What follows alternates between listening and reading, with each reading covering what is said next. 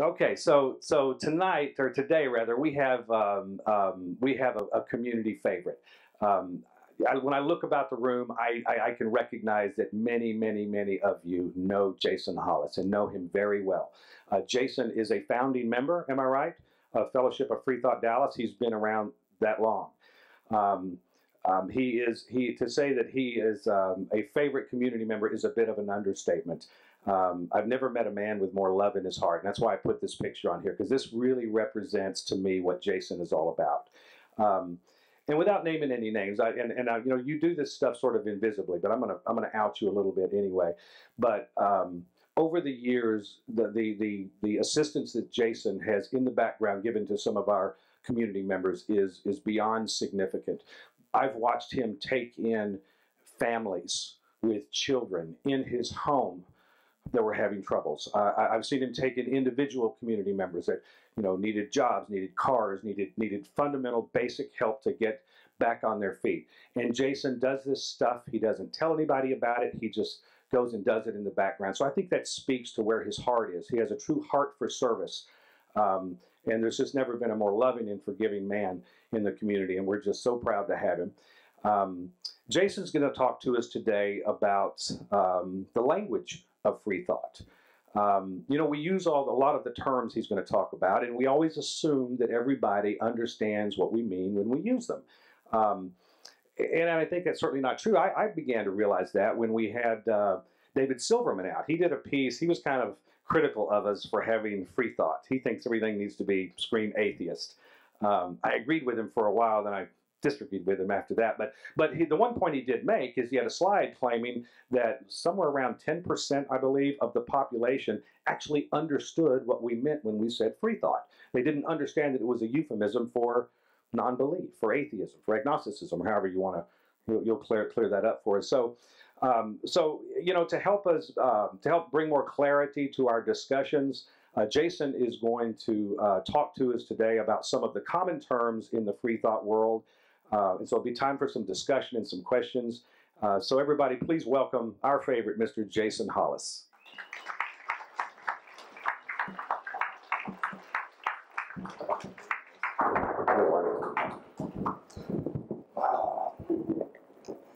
All right, can everybody hear me?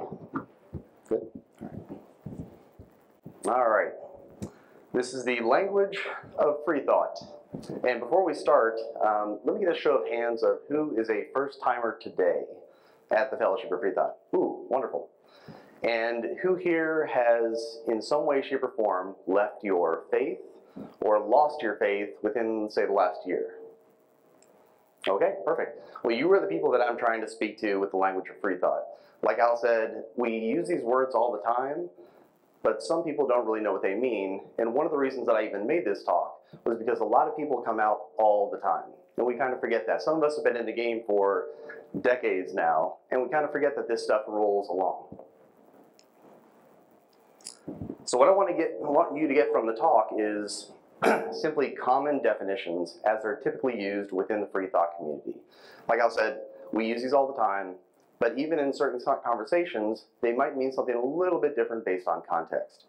And at the end, one of the things I realized after the talk that I gave a few years ago, there's some communication tips that can go on because not all of us necessarily know how to engage certain conversations without completely destroying the whole thing. A quick note on definitions. Definitions can change. This is why dictionaries sometimes have etymology notes for changes in definitions over time, like the Oxford English Dictionary or Webster's Dictionary.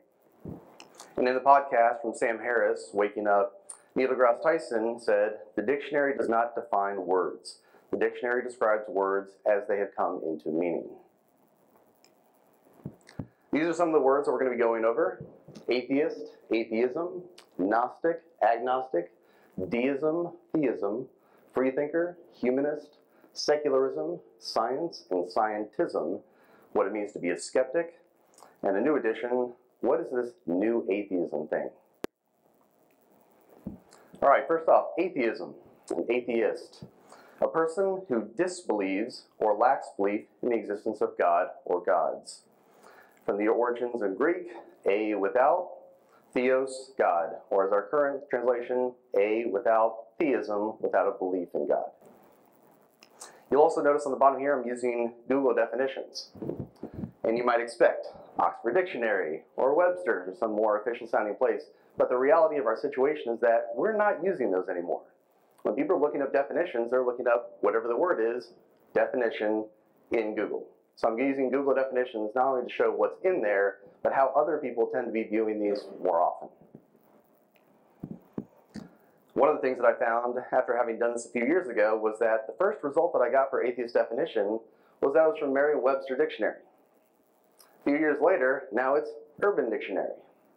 That's a significant change.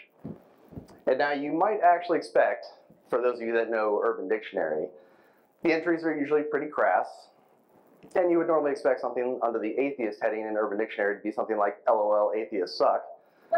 But beyond that, whoever did this article actually did a pretty good job. They talk about atheism, they talk about strong atheism, weak atheism, and several definitions philosophically, and those distinctions. So someone actually did a pretty good job on these, much to our benefit. Now, why does this matter? As you'll see, I can't really see the chart that well, but this was a poll from 2014, and another poll was done recently, but the statistics are not much different.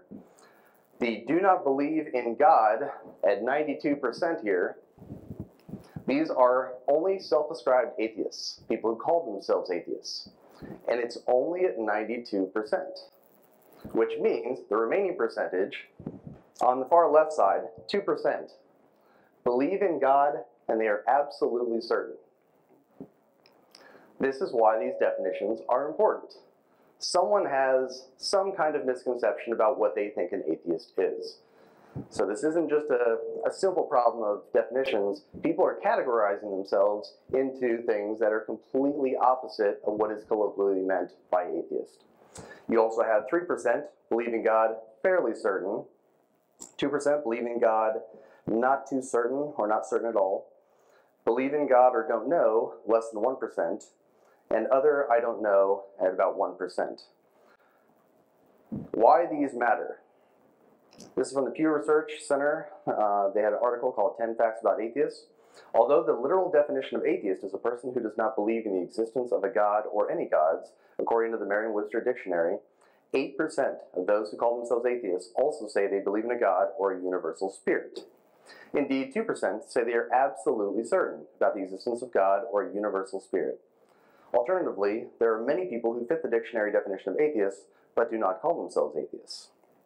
About 3 times as many Americans say they do not believe in God or a universal spirit, 9%, as they say that they are atheists, 3%. I want to do a quick aside on this, on the burden of proof, because this comes up so much, and also because this also kind of meets with the definitions idea. So a quick aside on burden of proof. The one who makes the positive claim has the burden of proof. Plenty of people have heard this as a typical philosophical thing. If you make the claim, you have the burden of proof. What those who consider themselves atheists or non-believers tend to forget, in my example here, making the claim, I believe there is no God, is a positive claim. Okay? That's something that some people can be a little bit fuzzy on. You can say, someone can say, I believe this, and you can say, I don't believe you. You're not having a burden of proof because you don't actually commit to anything. But if you say, I positively believe, or I simply believe that there is no God, you do have a version of the burden of proof. And I tried to think of a more succinct way to do this, but honestly, one of my heroes, Matt Dillahunty, and watching him over the years explain these things so succinctly, he probably did the best job. So I'm going to do a quick clip from him on explaining the differences of how the burden of proof kind of works. There are 2 different claims. X exists, and you can believe it or disbelieve it. And there's a second claim, X does not exist. And you can either believe that or not believe that. Disbelieving X exists does not mean you necessarily accept the claim X does not exist. This is a fundamental, critical aspect of logic.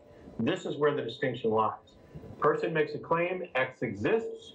I say, what is your evidence to support the claim? If they're unable to convince me of the truth of it, then I disbelieve it. I can also say to the person who says X does not exist, what's your evidence to support the claim? And if they don't have enough evidence to support their position, I disbelieve that one as well. I am non-committal on the truth factor, but I do not believe that it exists. This does not make me agnostic. It makes me an atheist. Correct. Because theism is defined as accepting that claim to be true. Okay. Does that make sense to everybody? No. Burden of proof on the one who makes a positive claim.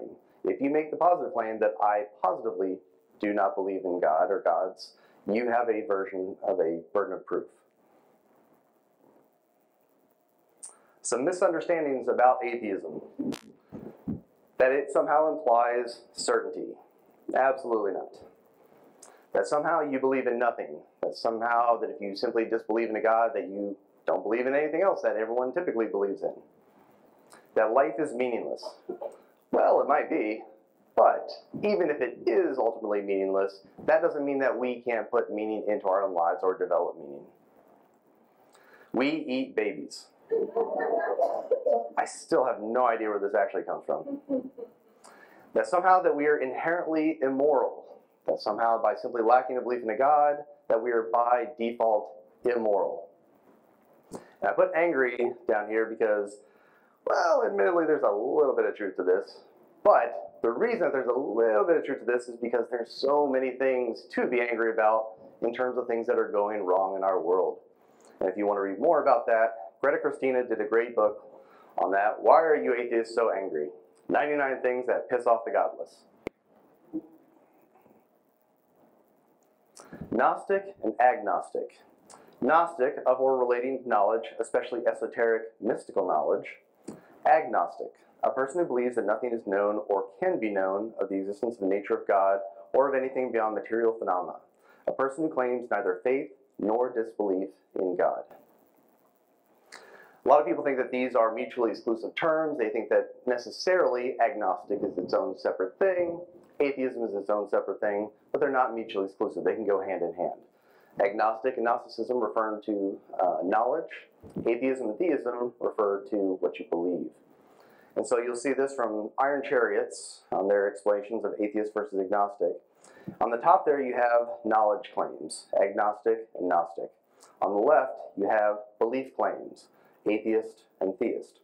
So someone could be an agnostic atheist, which is what most self-described atheists actually are. They don't claim to know that God exists, so they're an agnostic, but they don't believe, so they're also an atheist. But you can have any permutation in between. You can have a Gnostic atheist, someone who doesn't believe God exists, but will claim that they know that no God exists. And the same thing for the theists, back and forth. Deism. This drives me nuts because it sounds so close to theism, it's hard to differentiate in speech whether or not you're talking about theist or deist. But deism is the belief in the existence of a supreme being, specifically of a creator who does not intervene in the universe. The term is used chiefly of an intellectual movement of the 17th and 18th centuries that accepted the existence of a creator on the basis of reason, but rejected a belief in a supernatural deity who interacts with humankind. And if you consider yourself a deist, that's fine, you're in good company. Plenty of people have described themselves as deists over time that simply believe God and what they figure is a reasoned argument to believe in God, but they just simply don't believe that God actually interacts with us. So you're in good company with people like Thomas Paine, Benjamin Franklin, or Spinoza. Theism. Belief in the existence of a God or gods, especially belief in one God as a creator of the universe, intervening in it and sustaining a personal relation with his creatures. Freethinkers, and soon to be free thought, a person who rejects accepted opinions, especially those concerning religious belief. And with the idea of free thought, which is why we espouse what we do in the Fellowship of Freethought, free thought is a philosophical viewpoint which holds the position regarding truth should be formed on the basis of logic, reason, and empiricism, rather than authority, tradition, or other dogmas. This would be an example of the difference between a free thought position and a non-free thought position. The scientific method. Here are the facts. What conclusions can we draw from them? And the non-free thought position, here's the conclusion. What facts can we find to support it? If you start off with a certain position, you may inadvertently or perhaps implicitly Ignore evidence that goes against your conclusion. Humanist and humanism. This is from the American Humanist Organization when they redid their definitions on humanism under the Humanist Manifesto, 3rd version. Humanism is a progressive life stance that, without supernaturalism, affirms our ability and responsibility to lead meaningful, ethical lives capable of adding to the greater good of humanity. It is a life stance of humanism guided by reason, inspired by compassion, and informed by experience. It encourages us to live well and fully. It evolved through the ages and continues to develop through the efforts of thoughtful people who recognize that values and ideals, however carefully wrought, are subject to change as knowledge and understanding advance. Secularism. This is a principle that involves two basic propositions. The first is the strict separation of state from religious institutions. The second is that people of different religions and belief are equal before the law. This came about in the 1800s with Thomas Jefferson. In English, the exact term is an offshoot from the phrase wall of separation between church and state, as written by Thomas Jefferson's letter to the Danbury Baptist Association in 1802. In that letter, referencing the First Amendment to the United States Constitution, Jefferson writes, "Believing with you that religion is a matter which lies solely between man and his God, that he has account to no other for his faith or his worship, that the legitimate powers of government reach actions only and not opinions, I contemplate with sovereign reverence that act of the whole American people, which declares that their legislature should make no law respecting an establishment of religion or prohibiting the free exercise thereof, thus building a wall of separation between church and state." Science! One of our favorite things in the Fellowship of Freethought and other secular organizations. We rely on science for so many different things, partially because it's been simply one of the most successful enterprises that humans have taken in. Science is first and foremost a set of logical and empirical methods which provide for the systematic observation of empirical phenomena in order to understand them. We think we understand empirical phenomena when we have a satisfactory theory which explains how the phenomena work, what regular patterns they follow, or why they appear to us as they do. Scientific explanations are in terms of natural phenomena rather than supernatural phenomena, although science itself requires neither the acceptance nor the rejection of the supernatural.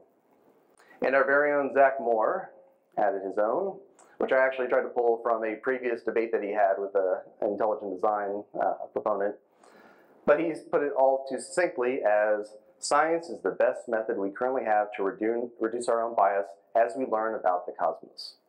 And that truly, in a nutshell, is what science is. We want to remove our own bias as much as possible from our experiments to make sure that they are as objective as possible. Because we know all too well now what kind of bias we bring to the table and how that can screw up experiments. Scientism.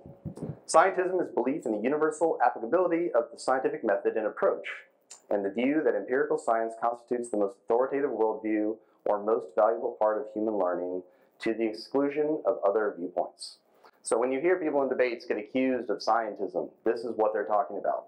It's all well and good to use science empirically and improve our lives, but if you believe that that's the only way to go about things, that no other view should have a place at the table, then you can be accused of scientism. Carlo Rovelli, a physicist, I thought put it pretty succinctly and well. Science is not about certainty. Science is about finding the most reliable way of thinking at the present level of knowledge. Science is extremely reliable, but it's not certain. In fact, it's not only not certain, but it's the lack of certainty that grounds it. Scientific ideas are credible not because they're sure, but because they're the ones that have survived all the possible past critiques. And they're the most credible because they were put on the table for everybody's criticism. The very expression, scientifically proven, is a contradiction in terms. There's nothing that is scientifically proven. The core of science is the deep awareness that we have wrong ideas, that we have prejudices. We have ingrained prejudices. In our conceptual structure for grasping reality, there might be something not appropriate, something we may have to revise to understand better. So at any moment, we have a vision of reality that is effective, it's good, it's the best we have so far. It's the most credible that we have found so far. It's mostly correct. But at the same time, it's not taken as certain. and any element of it a priori is open for revision. Skeptics. This is Stephen Novella of ScienceBasedMedicine.org. Maybe you might be familiar with his work in trying to combat all the pseudoscience that comes through the medical fields. And his definition is wonderful for a skeptic. It's all about the method. A skeptic is one who prefers beliefs and conclusions that are reliable and valid to ones that are comforting or convenient, and therefore rigorously and openly applies the methods of science and reason to all empirical claims, especially their own. A skeptic provisionally proportions acceptance to any claim to valid logic and a fair and thorough assessment of available evidence, and studies the pitfalls of the human reason and the mechanisms of deception so as to avoid being deceived by others or themselves. Skepticism values method over any particular conclusion. What is this new atheism thing? It's been around for about a decade or so. New atheism is a contemporary intellectual movement uniting outspoken atheists. The new atheist philosophies and arguments are generally consistent with those of their predecessors. What's quote-unquote new is the difference in style and profitability. Most of the prominent new atheists have had at least one book become a bestseller, which is almost unheard of for atheistic literature in the past. New atheists consider belief in God erroneous as well as detrimental to society, and espouse their views frequently and publicly. In the 21st century, many anti-religious thinkers have been the subject of media attention. Although many reject the new atheist label, while some prefer to call new atheism a trend manufactured by the media, specifically in a 2006 article featured in Wired, rather than a real organized movement. Others later came to openly adopt the term, notably Victor J. Stenger's publication of The New Atheism. The term sometimes acts as a straw man, and those of you who have heard debates, especially within the last decade or so, are familiar with this. It can also be used to define the tactics of personal beliefs of non-believers en masse, ignoring internal differences and tensions within the movement. So all too often people will rally this in a debate in order to try to discredit people based on straw man arguments. Well, if you're part of the new atheism, this must apply to you. Not necessarily the case. So where did this all begin? How many of you remember 9/11? Remember where you were? Yeah. Remember where you were, what you were doing, what was happening that day? It was a pretty significant event. I remember that I was asleep, as I usually am in the mornings. My brother had to call me, and it was one of those worrying calls, and while I don't remember exactly what he said, it was something along the lines of, turn on the TV, any channel. And when you hear any channel, you know that it's something big and important. 9/11 was really the tipping scale for this whole new atheism thing. Thanks to Zach for drawing up this timeline for me. 2001, you had the 9/11 attacks. Not too long after, in 2004, you had The End of Faith by Sam Harris, Breaking the Spell by Daniel Dennett, The God Delusion, Richard Dawkins, and then God Is Not Great by Christopher Hitchens.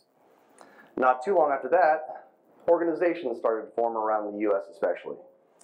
Fellowship of Freethought, founded in 2010. Many of the new founding members are here. Houston Oasis was founded in 2012, and the Sunday Assembly was founded in 2013.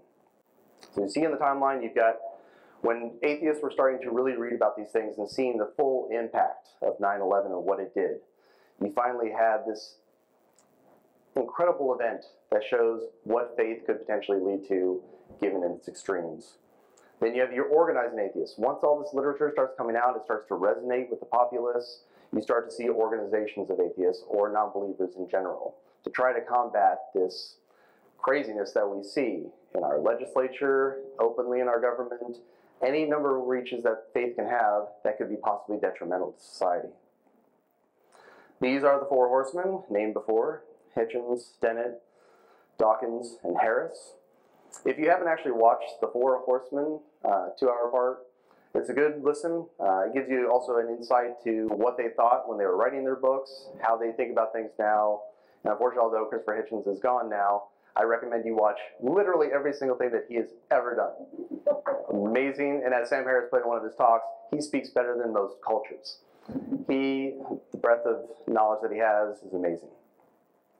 So what is actually, in my mind, different about new atheism versus old atheism? Simply this. Stay quiet. But now, no. We're not going to take this line down anymore. We can see the detriment to extremes. We want to put a stop to this kind of stuff. One of the changes from the talk that I gave a few years ago was that I realized that you also need a degree of communication skills on how to convey this stuff to other people, which I neglected on the last talk. I simply left it as definitions, which is good enough if you're simply trying to understand the language, but it means nothing if you're actually trying to talk to other people about it. Everyone has various different types of talking styles and how they introduce ideas to others.